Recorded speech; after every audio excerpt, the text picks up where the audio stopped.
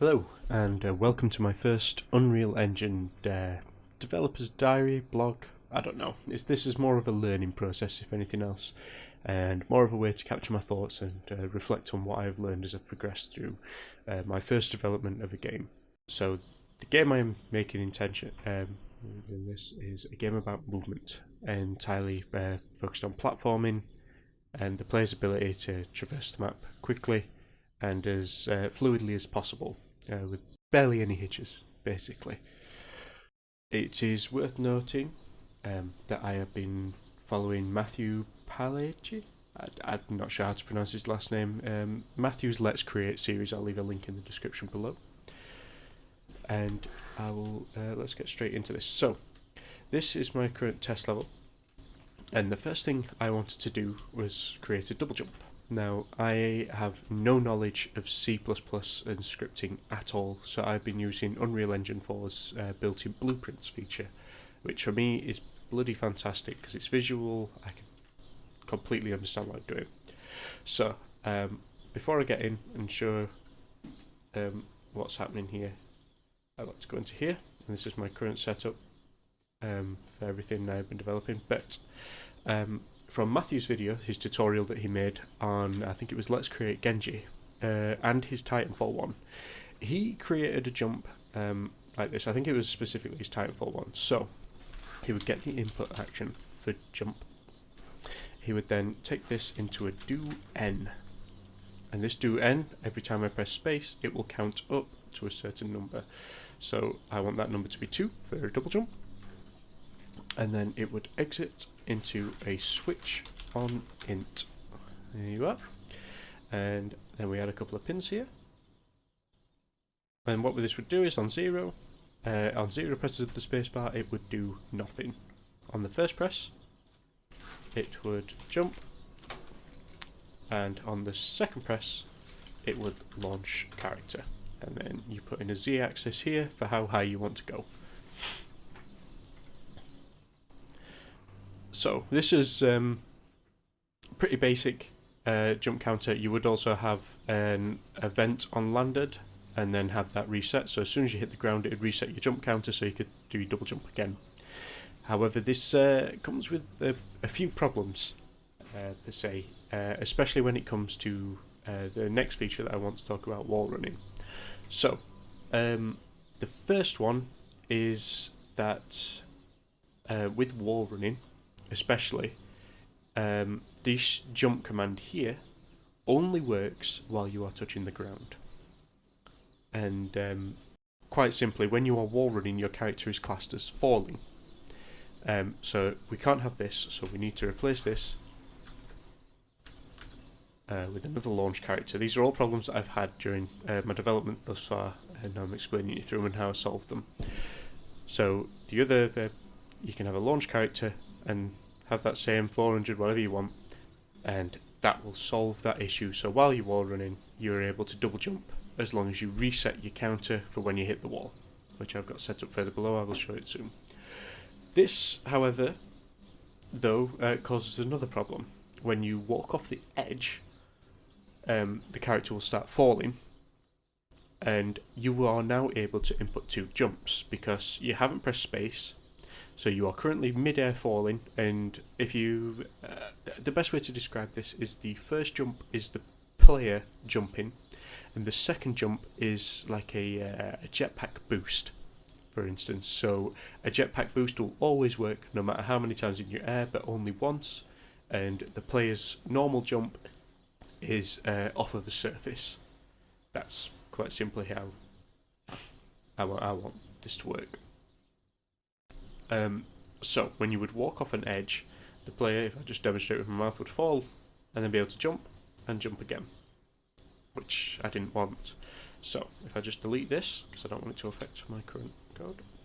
Right, it got a hell of a lot more complicated here, especially when bringing into the wall run and other, how can you put it, mechanics I wanted from the jump. And I'm most likely going to have to continue to edit this as I add more in. So my original, the count system, no longer works because I needed to be able to have conditions. and with the count system you can't have a condition, so it was better to just switch it into a jump count format, where it would be take an integer variable, and so when the player presses jump, it would check, is the jump count less than 2? If this was false, nothing would happen, you wouldn't jump. If it was true, it would then check if your jump count was less than 1. So it would be basically checking, have you pressed spacebar once or twice. This is because we've not incremented the jump count off the spacebar, but later on down the line. So if this is your first jump, your jump count will be less than 0. So if that is true, your jump count is 0, it would then come to here. Let me try and remember what this is. This is to solve the falling issue, being able to double jump while falling. So what this will do is it will check if your character is falling. It will get the velocity of your z-axis, and if it is below -100, now this is quite generous actually, I could set it to like -1. It would have to be actually no, I could probably get away with it being 0, but it's better to have it as minus, like in the minus numbers. This also allows, if a player misjudges the gap, because it's really quickly to get to -100. If a player misjudges the gap and accidentally falls off, but just for a split second and then hits spacebar, he will still jump. The character will still jump. The player will still jump, which is nice to have. So anyway, this is what stops that from happening. Just by like checking the z-axis. If they're falling, you cannot commit the first jump. If you can see here, if it is greater than 100, so it is -99 or above, then you will go. It will set the jump count to 1, and then I'll explain more over what's happening here in a second. This is to do with the wall running, but then it will allow you to come along here, and if you're not on a wall, you will just do your regular jump 300 units in the air. This is overriding on the z-axis as well. I'll explain that as well in a second. So if we come back to here, so if you've done your first jump, your second jump comes along and it checks your condition, and that would be false. For if you've done jump count now equals 1, so it's not less than 1, so it would be false. And it'll come down here, it'll set your jump count to 2, and by setting the jump count to 2, it will activate here, so you will not be able to jump. The jump count being 2 then does a few things. Because I wanted the double jump to be a boost,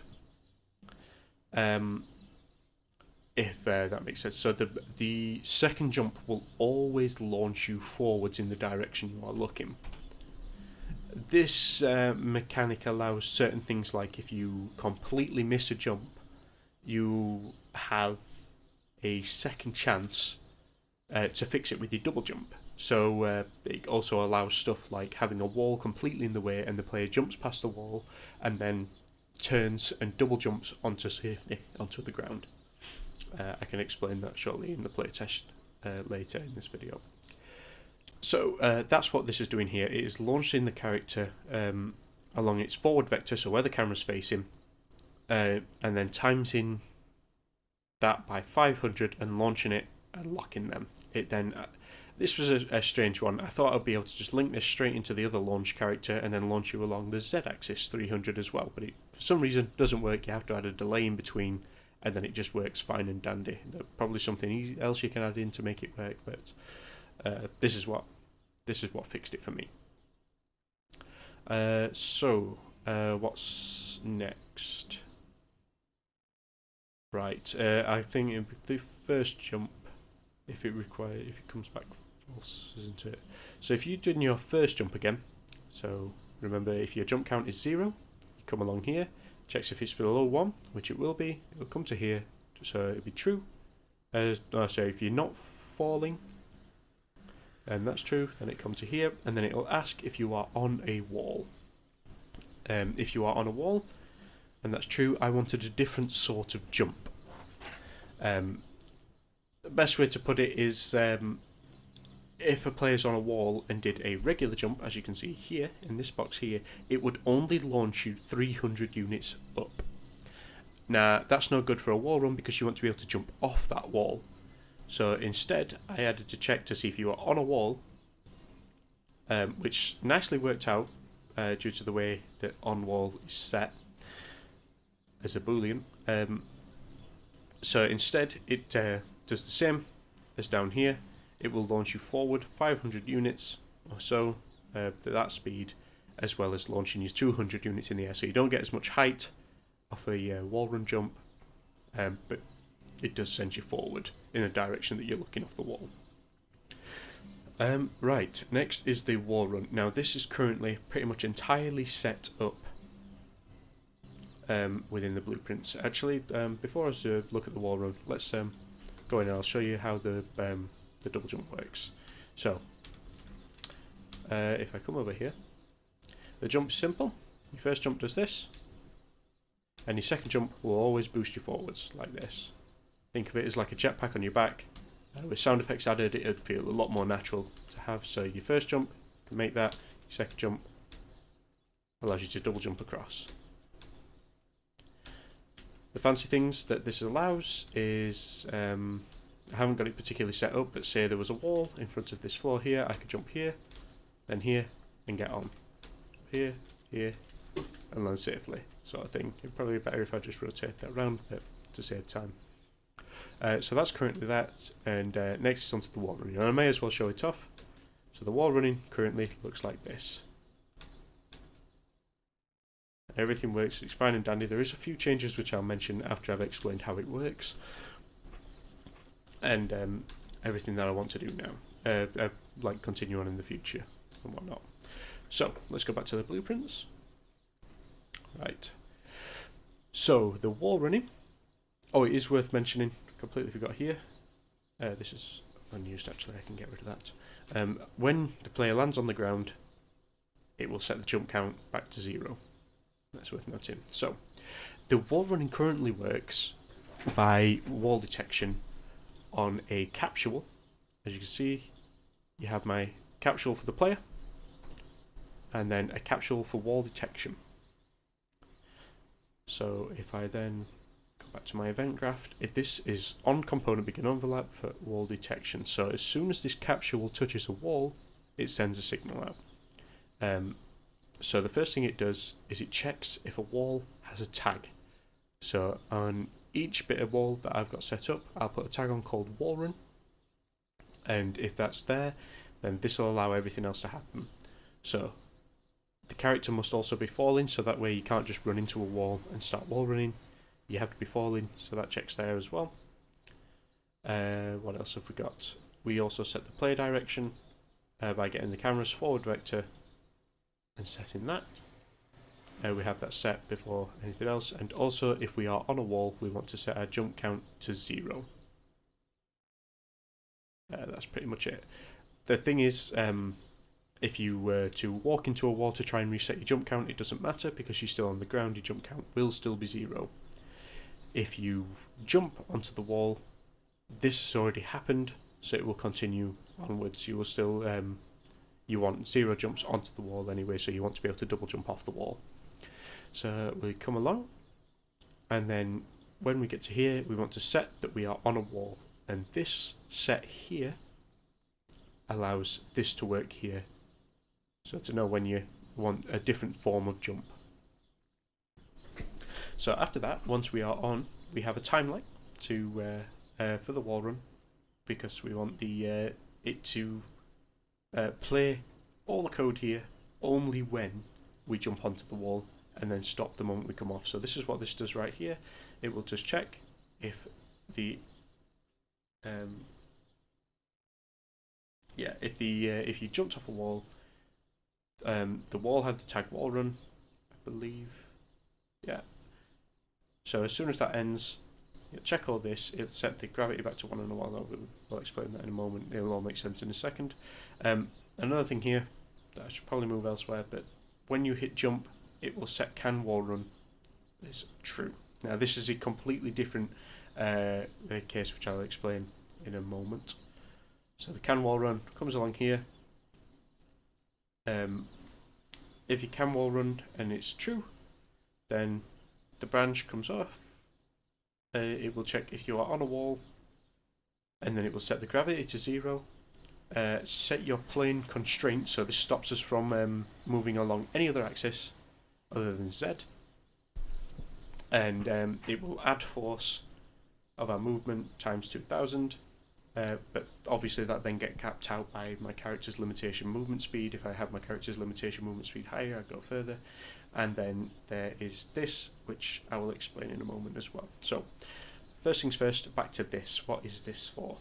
Now, in the tutorial, Matthew had it set up so that the player would have to hold space to start running on the wall.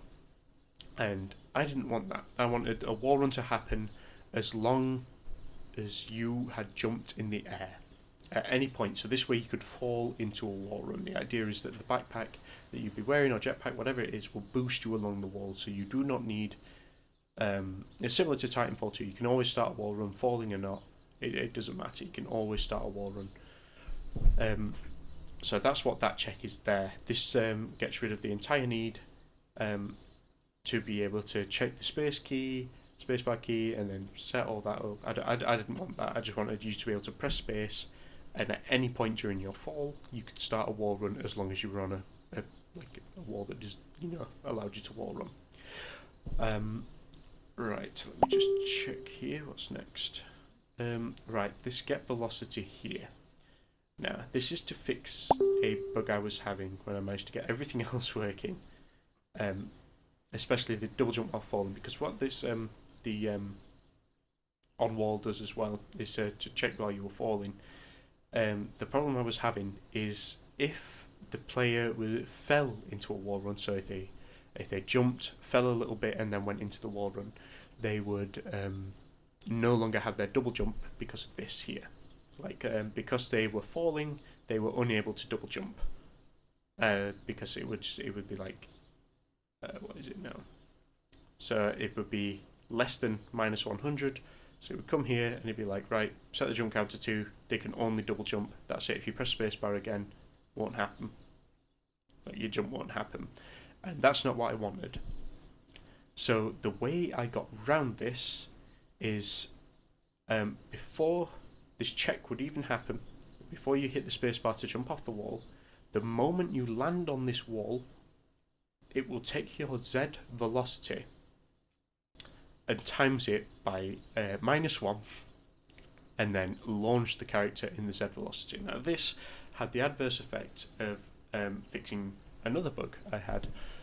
But what this would do is basically, say you are falling at -100, you cannot double jump off it, you're falling at -100 and start the wall run. Because the gravity is set to 0, you still have that -100 Z axis, except you're plane constrained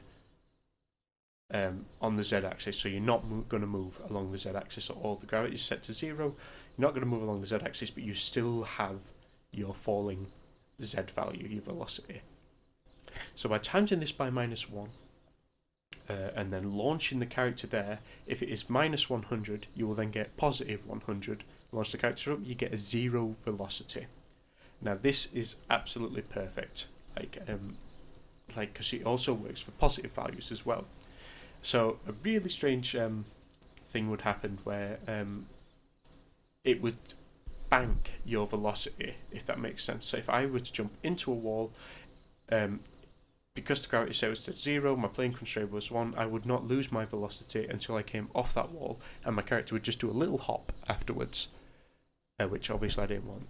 And this also fixed that as well. I think that is everything that I've got currently done at the moment. I think the only thing here is like on wall, when you come off the wall, it'll set your on wall to off, so none of your jumps are reset or in, none of this will keep playing and stuff like that. But here is how I want to improve it and to show the problems that I still have. So the best way to show this is in the actual game. Sorry, I'm not that great at explaining, so if anything was made 0 sense, but helps me get my thoughts in order anyway. Problems that I'm having currently, I've got them all written down here, is the first one is the wall run will end if the player walks away from the wall. Now, this is because the character's movement keys aren't limited while running along the wall. So you'll see here, if I start holding D, I'll just fall off the wall. I've got a nice little teleporter at the bottom to reset me. So you want to be locked onto this wall until I choose to jump off. Simple enough. But if I currently press D or W and look off the wall, I don't know why I did that. Like holding W there, I fall off the wall, and that's no good. So I need to lock the A, D, and W keys, and potentially S as well. Let's just check that. So yeah, holding S as well. So I just need to lock the movement keys. The character will be locked into a movement along a wall if he's jumped into it. So that means, you know, you can't you can't walk off the wall. Next is the wall run. I believe it needs a time. Currently the wall run would last forever. As soon as I'm on, it'll last forever, and I don't want that. Simply enough, I just don't want that. I want it to last a specific time, so the player is forced to eventually jump. This requires testing for gameplay purposes and whatnot, but that's how much I want it currently in my head. This may change, sort of thing. The last one is that probably the most important, is that if the player runs into the wall with no speed, they will continue to wall run. So like if I come to this wall, see here, I've jumped into the wall with no speed and nothing's happening, and I can also run backwards along the wall and stuff like that, and I do not want that. I want this to be able to, similar to Mirror's Edge, if a player runs into a wall like this, they're not going to go that way. I don't want that to happen. So this just basically means I need to lock the speed during the wall run somehow. And I think pretty much that I can fix that by changing this. Because the player direction times 20,000 currently, it'll just, it's not, if I hit it with 0 momentum, 0.1 momentum, I'm going to crawl along the wall. It's times my momentum, it's adding force, but it's not enough. So I need to set this force directly. I need to make this a specific value. So I'll figure out how to do that. I could probably also do with locking the camera or something like that, but I'm not too sure. But I think that is everything. Yes, and the next thing I'm wanting to add is wall climbing. So I've currently got a section set up for this, and the problem I'm going to have is how do I differentiate between a wall climb and a wall run. Obviously this doesn't have the wall run tag, so I can't wall run across it. But yeah, I can't wall climb this yet, but once I can, how do I differentiate from this? I've spoken to a few friends, they're recommending ray tracing, but I will have to change my wall run code too, instead of using capsule, to use ray tracing for left and right. And I think I can bind that all into space to save on resources while I'm just running along. So as soon as, if it's, think of it as 3 lines, one shooting out forward for the wall climb, one shooting out diagonal for wall run left, and one to the right for wall run right. We'll probably see that in the next video, hopefully next week. And yeah, but this is all I've got so far. I'm ridiculously proud to say I'm completely new to this sort of stuff. Like, it works quite well. I'm happy I've been able to get my head around it and solve some of the problems on my own. But yeah, hopefully I'll continue this. We'll see what happens in the next. See how I'll get along this week, should I say. And right, I'll see you guys next time. Thank you for watching.